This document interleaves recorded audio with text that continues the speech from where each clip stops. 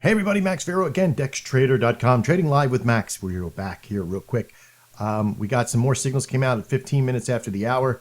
The British Gold Pound JPY sitting at 142.22, which came out at the top of the hour. I missed because I was in editing an actual video. We could have probably got in when it got out because we were doing pretty good on it. So that was my folly. This is how type of trader I am. I trade when I can, and I got to do work and get other things done. So I trade when I got focus on the market. Didn't have focus on the market, but I do now. So I'm looking at this mark here at the Auto USD. It's only sitting at 80% success rate through the N8 intradays. So 75.45 on the sell. I got to look at it just to kind of see, is it even worth looking at to see if there's money? What was that number again? So I should be writing this stuff down, shouldn't I? 75.45 on the sell. 75.45. We got 46 on the sell. I only have $7 on it. Okay, so I don't have a lot of money on it. But before I even put a working order, I want to see if the sell range is even something that I want to be in on. So let me get to my 15-minute chart using my support and resistance and DexMACD from DexIndicators.net. And I'm looking at the sell, this big movement here. I also see that there is a micro trend happening down from this position. That's an overall big trend here. We did break structure right here, barely. But if I really kept it to that support and resistance line, everything sort of yielded from that point. Had some battles right here. Looks like we're doing pretty good right here. This looks like to be a very strong support line. So I could feel comfortable with him putting a working order. 75.39 is where it's at right now.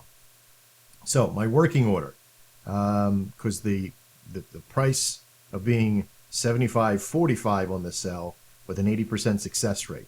Don't know if I like that. I like that that's up an extra pip, okay? But I don't want to push it too much. So, okay, so there we go. I'm going to do this. I'm going to put for $22 profit margin. There you go. Got to look at the profit. I'm only going to put for one contract on and place my order.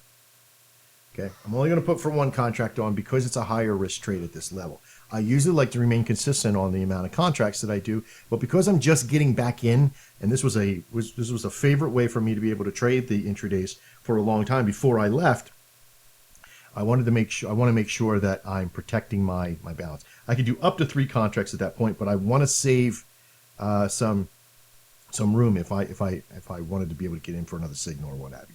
All right, but in this particular case, in fact, I could probably go ahead and do that. I could probably put for all 3 on there, and I'm going to amend that order right now, just make sure everything's right, and hit close. All right, so that's basically where we're sitting at. If you've seen the previous video on the almost loss today, you can kind of tell why I'm a little apprehensive. A lot of news, a lot of movement, a lot of push, some crazy little fluctuations in the market, so keep that in mind. All right, I'll be back if this gets filled. If it doesn't get filled, then it's just another video that just got put out there, or another process, right? So I'll see you in a minute, or for you, microsecond. All right, so we have a situation that we got in on the trade on a working order, and I stepped away from the computer, allowing it to do its thing. Now, we're at 75.46. I have to take a quick look at the market before I decide if I'm going to pop out of this in the last few minutes here. Auto USD on the buy, but we're on the sell side for 75.46. So I am probably going to pull this trade since we're above that, and I'm going to do that right now, this second, and place order.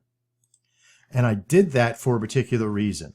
I did not feel comfortable. I came back to my computer after getting pulled away, and it had been filled, and it was at a point where we may not lose this. It's probably going to drop down, and I'm going to be made look like a fool here. But it's not a foolish thing to do the right thing. If I would have felt more comfortable about and been able to assess the damage here a little bit more to see where we're at, if I got down to that 1 minute side there, I don't think we would have penetrated the 44 zone. Okay, I think we would have kind of came down still, and we would have probably been just fine. But again, with just a couple of minutes left here on the trade, I did not want this to go to fruition just in case we were above that margin. But as soon as I came back in, I popped on the recording and wanted you to see what my action was. I did this not because I was afraid of my process that I should have kind of kept on, but I have a market to where in the last 15 minutes of a trade, if it hasn't filled, I usually take it off because I don't you know, if it doesn't fulfill within that period of time. So in this particular case, I pulled it off by pulling it out of there. Again, seeing that it was something that I didn't want to get into this last little minutes with. I didn't have any actual data in that process. Okay, so even though I think we're going to be just fine at this position, you never know what could happen. So I'm going to let this sit here for a second. We're going to see what happens in the last few minutes, and I'll just come back in a microsecond and say if it would have won or lost at that point.